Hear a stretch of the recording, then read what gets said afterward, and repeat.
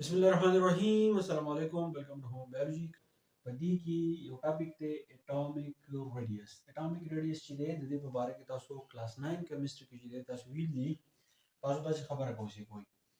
زموږ سره دلته کې یو اټم دی دا د نیوکلیس ته د دې نیوکلیس نه چاپیرا دلته کې شیلز دي یا د موږ اوربټ وایو ټیک شو څه کوی دا شیلز چې دي دا ماډرا کو ټیک شو اوس په دې کې څو شیلز دي څه کوی KLM یا زویم چې 1 2 3 په دې کې 3 شیلز دي نو اوس د دې یو اټم که هر اټمي د اوټر موست شیل ته تاسو څه کوي د اوټر موست مطلب دا دی د ټول نه بهر نو په دې کې د ټول نه بهر شیل چې دی هغه دا دی نو د دې شیل نه والا او د نیوکلیس یعنی د نیوکلیس نه والا د اوټر موست شیل په منځ کې چې څونه فاصله ده نو دغه ته موږ څه وایو دې ته موږ اټامیک ریډیس چې دی هغه ته وایو ریډیس چې دی زموږ سره نیم او اټامیک د ټکي چې دی د اټم لپاره چې دی راغلی دی نو موږ وایو چې ډیسټنس بټوین نیوکلیای اینڈ آوټر موست شیل اف الکترون اف ان اټم یو اټم دی دا آوټر موست شیل نه پاکي الکترون دی او د نیوکلیس دی نو د نیوکلیس او د آوټر موست شیل په منځ کې چې کوم فاصله ده نو دغه ته موږ څه وایو اټامیک ریډیس وایو اوس خبره ده چې د دې نواله د دې پورې د چا اټامیک ریډیس چې دی هغه سی وای د چا اټامیک ریډیس چې دی هغه کمی نو اوس په موږ دا میجر کو څنګه چې آیا د اټامیک ریډیس چې دی دا وړکې دی د فاصله غټه ده د فاصله چې دا هغه لږه نو د دې د پیمایش لپاره یو یونټ چې دی هغه پکار دی چې هغه موږ پیمایش دا یو کو په یو یونټ کې موږ دا غي کوانټیټي چې دی هغه ورکو د دې پیمایش چې دی هغه زموږ سره انګستروم چې څه دی انګستروم دا په دې سمبل باندې زموږ سره چې دی ډینوټ کیږي چې کله موږ اټامیک ریډیس چې دی هغه موږ مجر کوو لکه زویم چې 1 انګستروم یا زویم چې 2 انګستروم نو دا اټامیک ریډیس هغه یونټ دی د هغې پیمایش دی د انګستروم نه علاوه موږ نانومیټر چې دی هم استعمالو ان ام باندې چې دی ظاهریږي دا غیر علاوه د موږ په پیکو میټر باندې چې هم میجر کوو په پی ام باندې ظاهریږي یعنی درې قسمه یونټ دی په استعمالي د پیمایش لپاره چې کوم اټامیک ریډیس میجر کوو انګستروم نانومیټر او پیکو میټر ٹھیک شو نو 1 انګستروم چې موږ سره څه برابر دی 1 ملټیپلای 10 ریز ټو پاور -10 میټر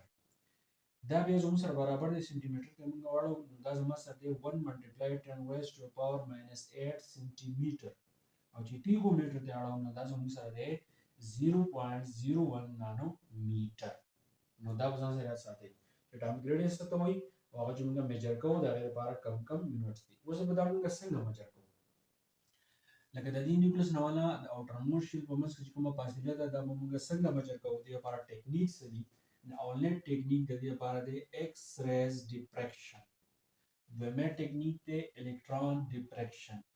درېمه دی انفراريد سپیکټروسکوپي او څلورم نمبر دی نیوکلیر میګنیټیک ریزونانس څلور قسمه ټیکنیکس دي په هغه باندې د نیوکلیس او اوټر موست شیل په منځ کې کومه فاصله ده هغه موږ پیمایش کوو دا هغه میجرمنټ کوو په دې کې ماسه د ډیفینیشن لیکل دي او څنګه میجر کیږي دا تاسو جدا ټاپکونه چې هغه ته وایم خو تاسو نو پیژنئ یو طریقه ده چې هغه ته ایکس ریز ډیفریکشن وایي used to study arrangement of atoms in crystal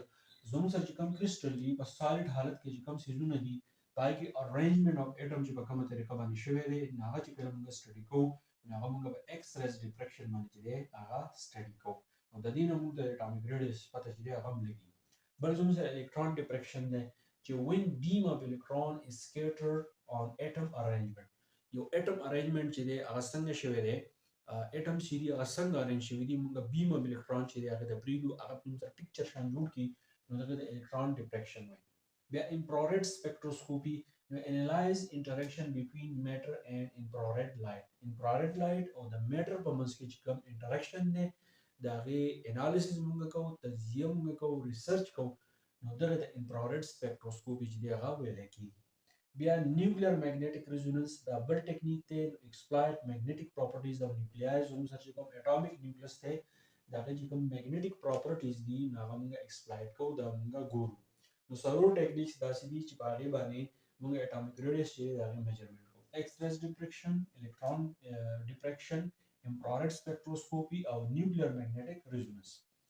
اوس مونږه د اټامیک ریډیس کلاسیفیکیشن کوو خو د هغې نه مخکې مونږ دا وګورو چې absolute value cannot be determined.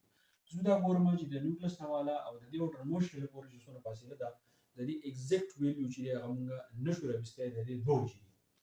Not possible to locate the exact position of electron ځکه چې کله مونږ میجرمنټ کوو د اټامیک ریډیس مونږ دا ګورو چې exact electron په کوم پوزیشن باندې دي نو مونږ ته د electron exact position چې دی نه معلومیږي نو د هغې د وجې نه اټامیک ریډیس راویستی چې دی ناممکن دي لږ ګران دي. دویمې وجه څه ده چې not possible to isolate a single atom for its size determination. چې اټامیک ریډیس مونږ معلومو نو مونږ دا ګورو چې د دې اټامیک سایز چې دی زموږ څونه اټم سایز چې دی هغه څونه دی نو د یو سنګل اټم سایز چې دی هغه مونږ نشو معلومولی نو د هغې د وجې نه اټامیک ریډیس راویستی چې دي نو هغه ګران دي. نو اټامیک ریډیس ما تاسو ته ووایي دا ټاپک چې دی تاسو په شارټ کوېسچن کې راځي. اټامیک ریډیس چې دی هغه څه ته وایي د هغې یونټس کوم څه کوم دي. څلور ټیکنیکس داسې دي چې په هغې باندې اټامیک ریډیس چې دی مونږ معلومولی شو. اټامیک ریډیس چې دی مونږ ولې نشو معلومولی بیا د هغې وجې څه دي چې exact electron مونږ ته نه معلومیږي exact position of electron مونږ ته نه معلومیږي او atomic size چې دی هغه مونږ نشو میجر کولی یعنې د atom size چې دی هغه مونږ نشو میجر کولی. دا کوم ټیکنیکس چې دي په دې باندې یو ټاپک دی انشاءالله تاسو ته وکړم خو صرف دا نومونه چې دی یاد وساتئ MCQs دپاره پریکټیکل کې ستاسو نه تپوس کولی شي چې اټامیک ریډیس په کوم ټیکنیکس باندې چې دی معلوم نو که په دې کې څه ګران وي مطلب کمنټ کې ویلی شئ. انشاءالله مې له بل لیکچر سره تھینک یو ډېر